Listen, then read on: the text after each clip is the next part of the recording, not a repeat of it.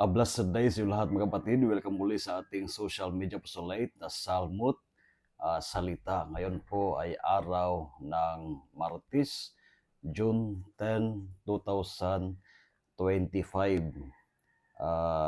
10th week in ordinary time.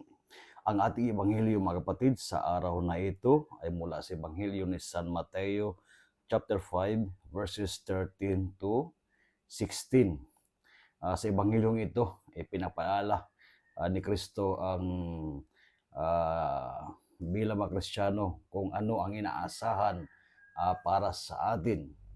Ano nga ba ang pakay, ang purpose, ang layunin ng pagiging Kristiyano, lalo na o bilang isang tao sa mundong ito.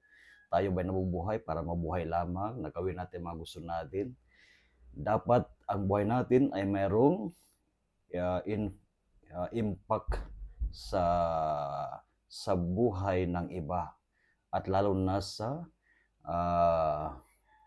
pag-unlad ng bansa sa iba't ibang aspeto, kasama na ang moral na aspeto. Si Kristo ay gumamit ng mga images sa ebanghelyo patungkol sa mga mahalagang paalala para sa atin. Sabi niya rito, "You are the salt of the earth, you are the light of the world.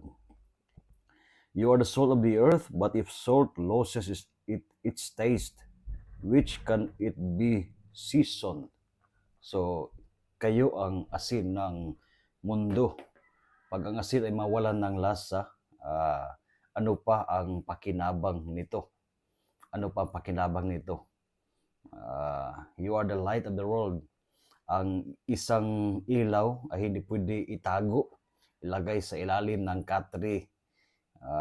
Kailangan ito ilagay sa ibabaw upang sa gayon ang ilaw na ito ay magbigay ng liwanag sa surroundings, no, sa palibot, magbigay ng tanglaw upang makita ang mga naroroon sa paligid. You are the light and you are the salt of the earth.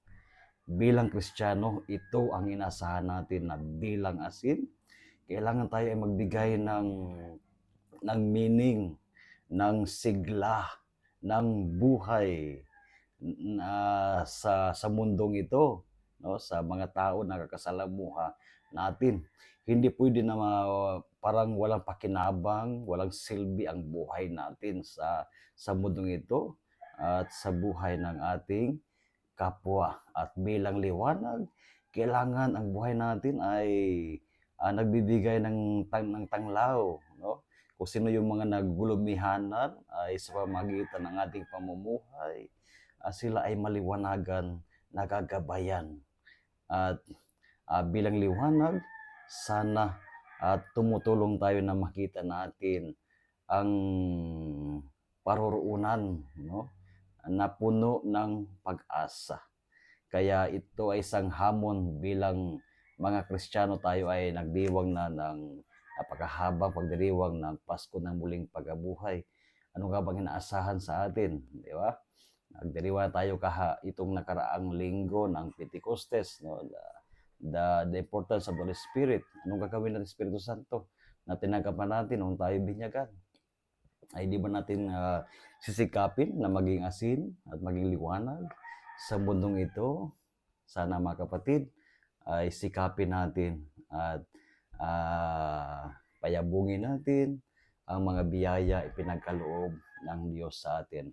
Upang sa gayon, sa pamumuhay natin, tunay nga na tayo ay maging asin at maging liwanag ng mundong ito. So again, a blessed day sa inyong lahat at nawa ingatan kayo ng Panginoon sa araw nito. So keep safe mga kapatid at maraming salamat sa inyong patuloy na pagtatangkilik ng ating napakasimpleng apostolado sa larangan ng social media, itong ating Salmo Salita. At maraming salamat sa inyong paghikayat, sa inyong mga kaibigan na mag-subscribe sa YouTube, mag-follow sa Facebook at TikTok, upang sa gayon na kahit sa ganitong simpleng apostolado, kahit ng kaunti, ay magbigay tayo ng saysay, no, katulad ng asin katulad ng ilaw, magbigay tayo ng tanglaw sa mga kapatid natin na naroon namumuhay sa kadiliman o kaya nangailangan ng